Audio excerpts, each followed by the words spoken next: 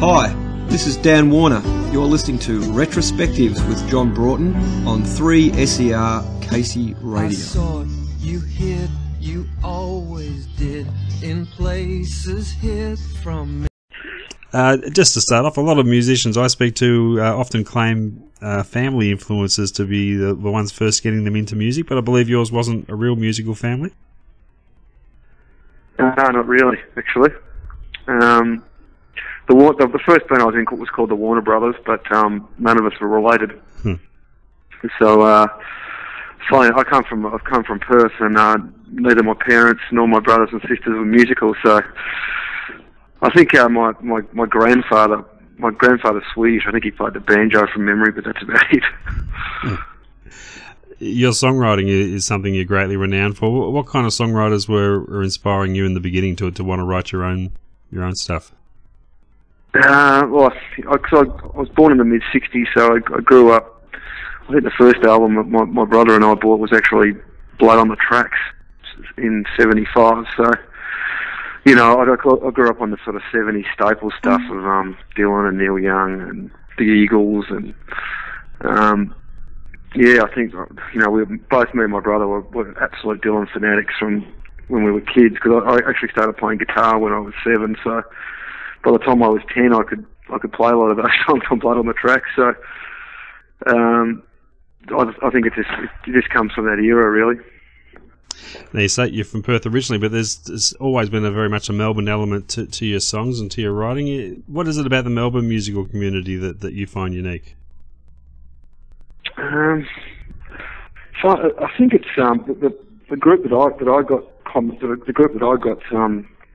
embraced by was like initially it was that rockabilly bunch of bands like the the Chromie Cowboys and those sort of bands in the mid '80s, and I reckon there's a great tradition of that sort of city billy songwriting that comes from people like Peter Lilly, that I think has really influenced me when I was younger. And I think a lot of those bands have sort of morphed, have very long family trees, and I think they all intertwine eventually. Like, even I ended up playing with Ed Bates.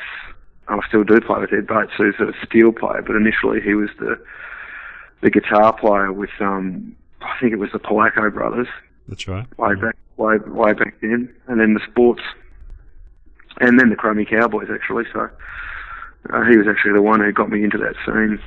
And James Stewart, the guitar player from the Warner Brothers, who was also well known for his songwriting, also came out of that rockabilly scene. He played in a band with Lisa Miller back in the mid '80s called the Epileptics.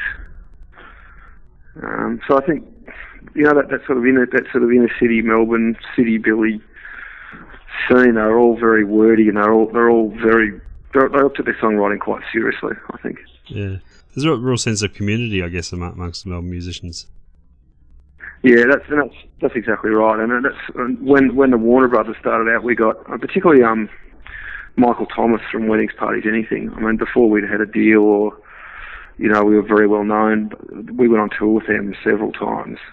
And I think, you know, people like Mick help to plug you into the other bands, but also, you know, just give you that experience. They help you learn the trade when you're young. I think, you know, I really feel that community is still going, even for people like JVG, who I do the radio show with, who you know, who tries to have bands of all different eras come through that show, and they still somehow feel connected.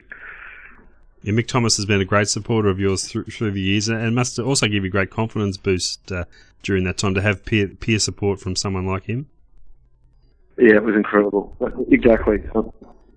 I don't think the band would have survived without people like Mick.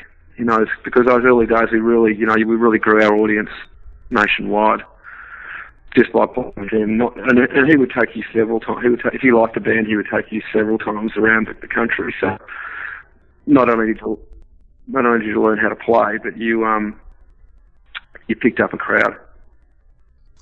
How do you look back on those early Warner Brothers days in terms now of your own personal development as a musician and songwriter? Absolutely critical, because in the early days, James Stewart was the main songwriter of the band. I think he was also a big influence on my taste, because I'd come out of the Dylan and the Neil Young stuff, so my taste was more bluesy, folky. But you know, he took me into that rockabilly scene and the country scene, and got me listening to people like you know, Hank Williams and Little Feat and those bands, which you know, bands like Little Feat, I think, although I'd missed them completely in the 70s, I think they're just great songs and great songs. Even, you know, Graham Parsons, those sort of country rock bands, which we eventually became the Warner Brothers. I think it was really James Stewart that taught me a lot about songwriting, not only by just influencing me with that sort of music, but also by competing with me. Were you an ambitious fellow back then?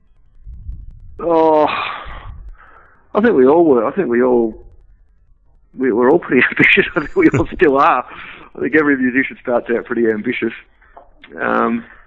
Although we weren't cutthroat. We were also very respectful of older bands, and we also come from that era of musicians that believe that you have to, you know, you really had to earn your stripes and play lots of gigs and tour a lot and write a lot and record a lot before, you know, you deserved any accolades. So we played long residencies at the Warner Brothers before we even thought about putting out our first record.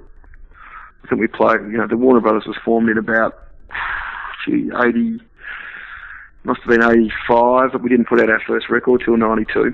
Mm. So we really tried to, you know, absorb all those influences of bands like, you know, Weddings and Paul Kelly and the Rockabilly guys, and play lots of shows and learn how to write songs. I mean, a lot of our early songs thankfully didn't make the first record, but I think by the time we did get around to doing that record, we had some decent songs in the bag. I know it's a long time ago now, but what were the series of events that saw you forced to change the name of the band to Overnight Jones, and when was it first made aware to you that there was going to be a problem here? Well, as soon as we got airplay, we were in trouble, actually. Really? Which was strange, because we'd been called the Warner Brothers for so long. You know, we'd been, as I said, we'd started out in whatever it was, 85, and we'd even had some correspondence with them. I think we'd sent them, you know, as most bands do, you send demos to all the major labels, and, you know, we sort of said to them, I remember saying to them, why don't you say, it'd be great if you guys sign us, you know, we're the Warner Brothers, and you're the Warner Brothers and we're the Warner Brothers. And they never said anything to us. You know, there was always sort of polite refusal of our material, but it was only until we got the airplay on Triple J, which was the first song from the first album, Stuck in Melbourne, that we started getting letters. And initially our lawyer said to us, oh, don't worry about it, because you're not actually in the wrong. You know, you are allowed to be called the Warner Brothers. They don't have ownership of the term the Warner Brothers. But in the end, it just made it so difficult that when we'd finished the second record, and they were starting to delay the release of that, and they were really escalating the legal proceedings. They were going to seize our assets and all this sort of crap. So you know, we were a young band with no money, and the lawyer just initially, you know, in the end said was, look, you've got airplay now, you've got another good record ready to go. You can either delay it and that might really hurt you, or just change your name and release the stuff immediately. So, you know, we decided the best thing to do would be to change our name, although we really didn't want to. But, you know, I think in hindsight, I think that really hurt us. I think it hurt us more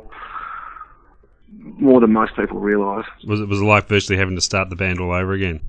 It was like that. It was like people just don't make the connection. I think it's a different band, or, you know, it was exactly the same band. I think also maybe the second album we tried to, which it was a little more commercial, but yeah, I just think a lot of people didn't come with us when we changed the name. Yeah. Now, it wasn't with Warner Brothers, but you did have some major label experience with the band as Overnight Jones. How do you look back on that time now in hindsight? Yeah, it's really good. I mean, it's pretty exciting. I think we were the thing about the record Polygram. What they wanted to do with us was, you know, make us more mainstream and cross us over from Triple J to, you know, Triple M. That's what major labels do, I guess. And we got frustratingly close to doing that because I don't know if you know the second album very well, but there's a song called Head Over Heels that James wrote. It's still in the country style, but it's more commercial. And that actually got commercial radio in Brisbane and Perth, but not in Melbourne and Sydney.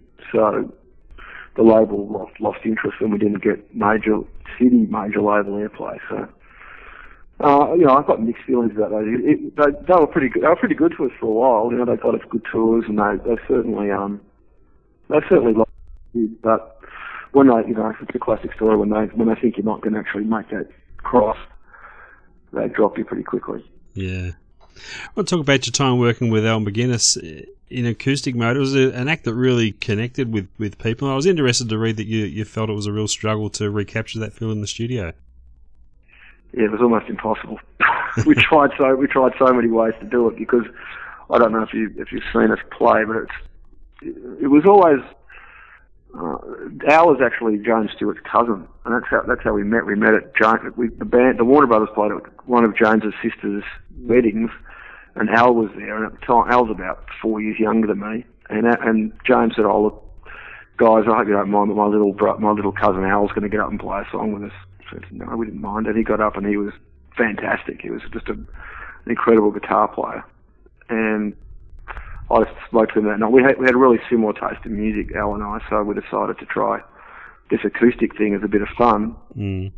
And right from the first time we played together, I think there's something weird or something strange because I'm not a very I'm a very chordy sort of. I'm a singer, so what I do is very rhythmic. And because I've been playing since I was 7 years old, so my rhythm was very solid. So. And he's quite an unconventional, meandering, very melodic player, very majory sort of melodic player. And the two styles really gelled well together right from the start. But we never ever rehearsed. We never took it that seriously. Like we used to get, at one point at the Great Britain on Tuesday nights, we'd get 300 people through the door, which was ridiculous. Yeah. But we weren't, we're sort of half. I was playing some of my songs, but a lot of it was covers and bluesy stuff. So it wasn't very structured. And the sound, and Al's sound is very, very hard to replicate in the studio because it uses pedals and acoustic guitar. But there's also an acoustic, because we both use acoustic guitars, so there was also this weird acoustic element to his sound that it was really hard to replicate in the studio with any atmosphere. I think the crowd, and his playing sort of drags the crowd along as well, so you get away with things live that you just can't get away with in the studio. So it was an atmosphere thing, and it was a structural thing as well. Yeah. So, we eventually put out a record that it is a bit of a hodgepodge actually. I don't think it quite captures what we do live. I still don't think it does, but we still love doing. Al's gone on to he's a full-time animator now because we played thousands of gigs together, probably around 2,000 gigs together, for years and years and years. The residency at the Punters was 10 years alone. So I think we just sort of felt it was getting, because we were playing so many gigs that we just let it go. But and he wanted to go into animation, and he's a brilliant animator. And now we just do the one reunion show a year, which is, we have a ball. It's great. We still don't rehearse for that. I think we've done the last 5 years, and we haven't had a rehearsal. It'll always be a period of time you look back on fondly, though. Beg your pardon? It will always be a period of time that you look back on fondly. Oh yeah. I just love playing with Al. Now your name is synonymous with the Corner Hotel here in Melbourne. When you're playing live there, is it a different feeling for you? Is it almost like a footy team with a home ground advantage? Yeah, I've just booked another show there. Actually, it is like that because, and it really comes from the Dan and Al thing because, as I just said, we started the first time we really hit it was at the Great Britain, and a lot of those guys like Matt Everett was a barman there, and so was Tim Northeast, and they went to. The original guy who owned a GB, I thought was a genius, but he got into heroin and he lost the whole thing. But all these barmen were smart enough to see what was going on, and Matt you know, the Punters Club came up and Matt got the Punters Club, so we pretty much went from, I mean, the Great Britain fell apart at that time because, you know, CUB wouldn't even supply them with any beer, so they were selling packaged beer over the bar. So we went with Matt to the Punters, and we were there for 10 years, and then Matt's got the corner as well. So we've worked for those guys for so long, and they are, you know, Richard Moffat, all those guys, Tim Northeast, and all the staff. It's like going home.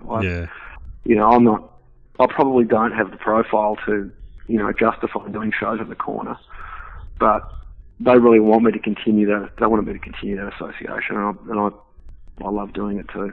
And it works. It also works for me because it's central. Now, we mentioned Mick Thomas earlier, and your solo stuff's been out on Mick's Croxton Records. I get the feeling there's a real family atmosphere amongst the artists on that label too. Yeah, that's been fantastic too.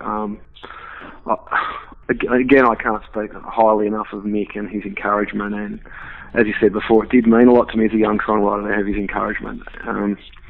Particularly when I was in a band where I was the second string songwriter initially, because James wrote most of the stuff in the Warner Brothers, so I really had to find my way through that.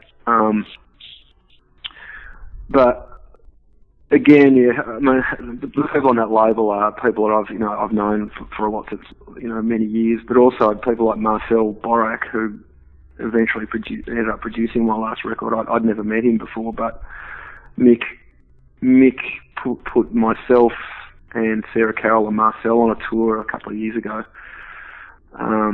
Australian tour, and we all got on like a house on fire. So, again, I sort of owe Mick being able to make a lot more connections with other Melbourne musicians who are a bit younger than me, which is great.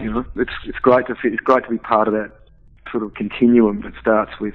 I think it goes beyond Mick, but it's now ending up with people like Marcel, and then younger again, people like Van Walker, who's on Mick's label as well. I don't know if you've heard that. Yep.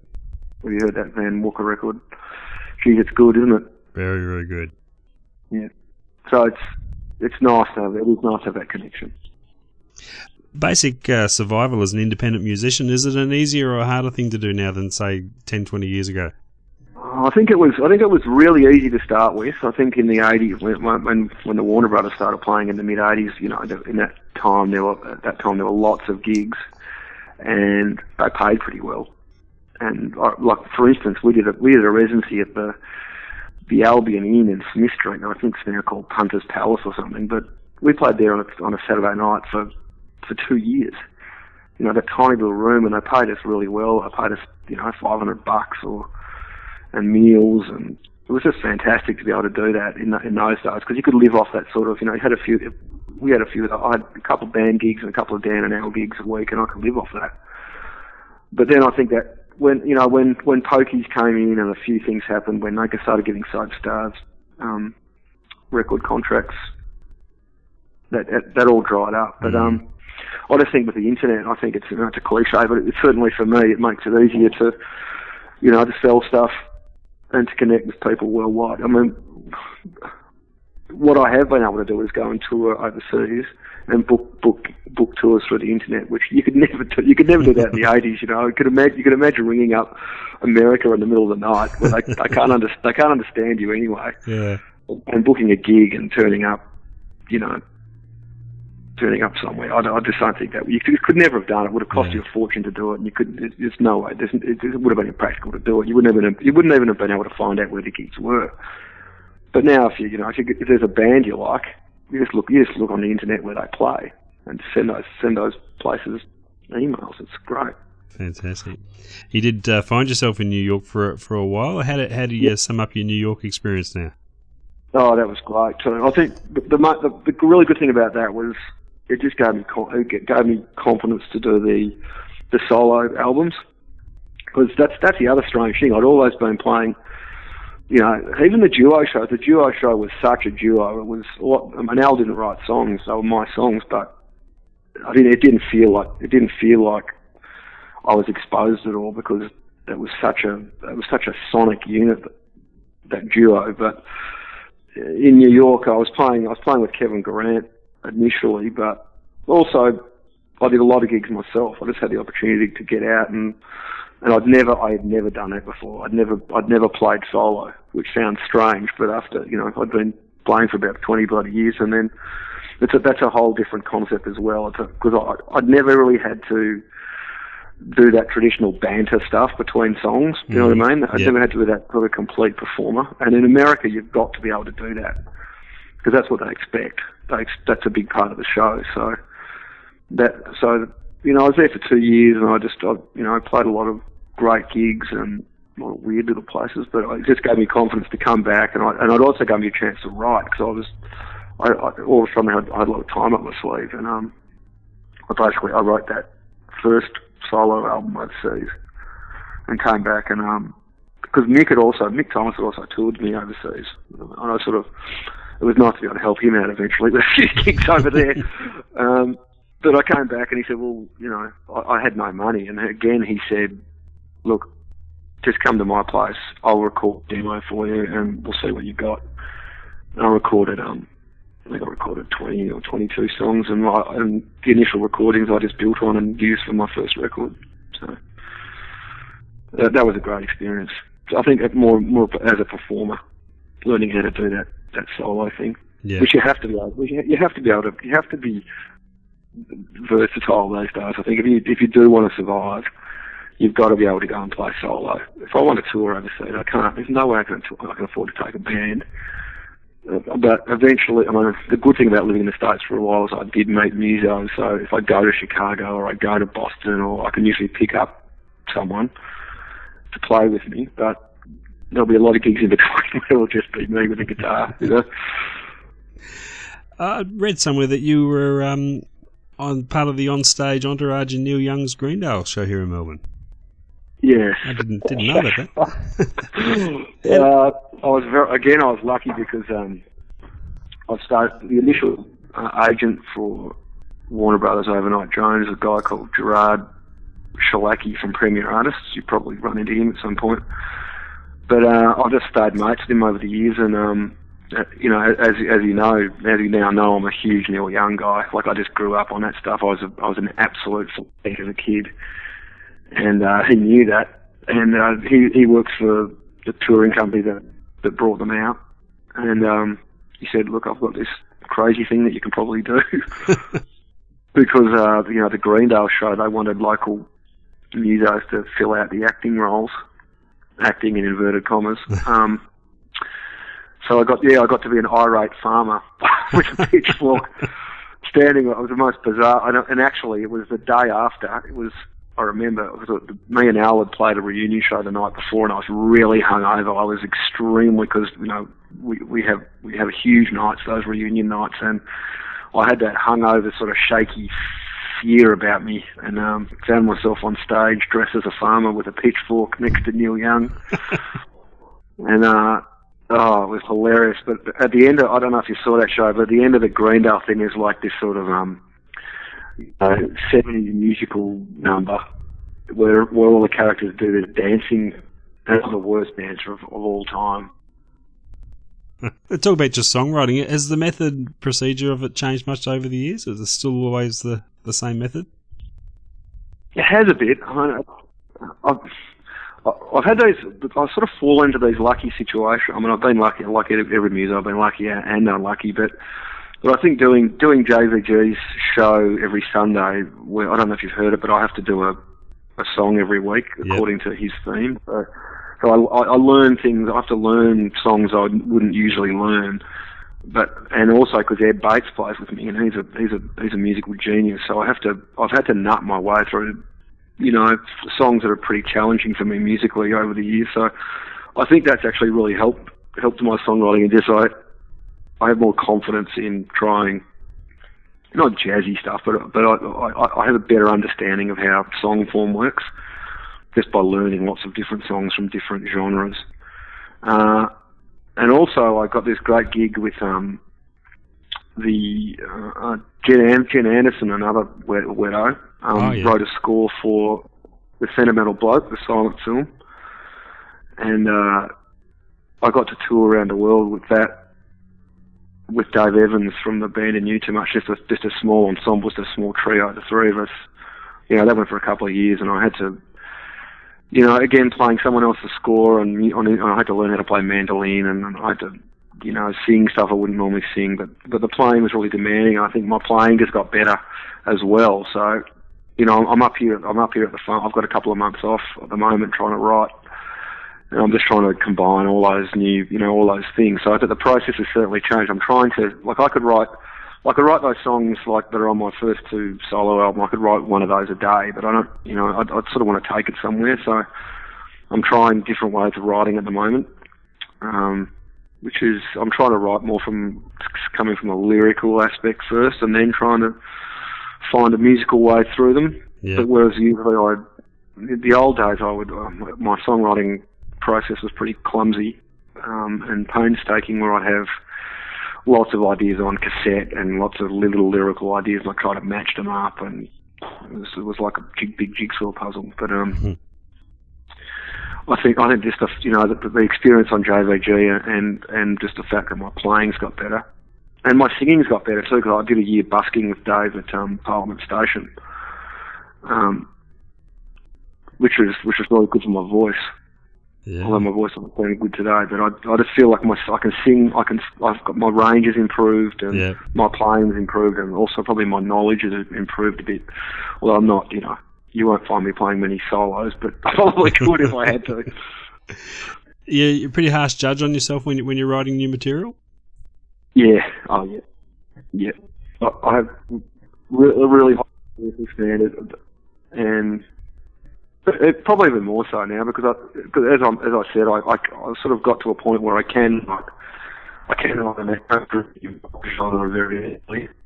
I come up with a competent, like I wrote a song today, so it's okay, it's competent, you could put it on a record, but it's just not, it just doesn't satisfy me, because it's not interesting enough. It's not challenging enough. Yeah. Yeah, you chose to re-record some of your past songs on your last solo album. Did it give you a sense of closure on those songs to be able to record them again in a different way? Yeah, definitely. Particularly like songs like Bernie, which is probably my best known song. But I'd never had a recording of it I liked. There's an Overnight Jones recording of it that's just atrocious, where the producer tried to turn it into a pop song. And I think there was a live version on the Dan and Al CD that was just sounded pretty crap. And also, I think because I've been playing it solo, I think as I said, I played it a lot solo overseas, and I think it sort of changed the character changed a bit in my head, and I just wanted to get a definitive recording of it, and exactly, let it go. So. I mean, I do play it live, and Mick said to me when I made that record, but we need to put out a record of the songs that you play live that aren't available anymore, or that you don't have decent recordings of, so people can have those songs. And he was dead right about that. So, Marcel and I worked, 2 years on that record, very, very solidly. And, I'm definitely glad to let some of those go. And just before we wind up, Dan, what's coming up for the rest of the year? What's in your books? Well, I'm up here writing. I've got this place up here in Kilmore, and the other thing I've had to do since I took a job at the ABC working for Spicks and Specs. Oh yeah. At the end of last year, so I just had to pay back some of my record debts.